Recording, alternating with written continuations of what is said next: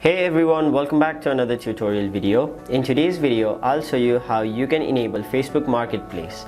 So first of all, what you want to make sure is go to your Play Store or App Store. Then type in Facebook.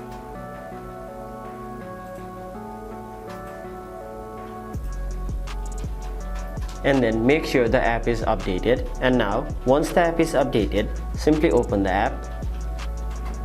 Now once you've opened the app, there on the bottom side of the screen you can see an option named Marketplace, so tap on it.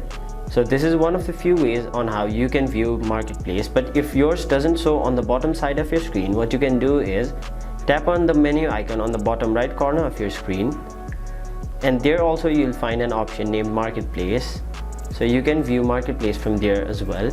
But if yours still doesn't show in any of these two locations, what you can do is scroll down and there tap on the option See More, and there you'll find Marketplace.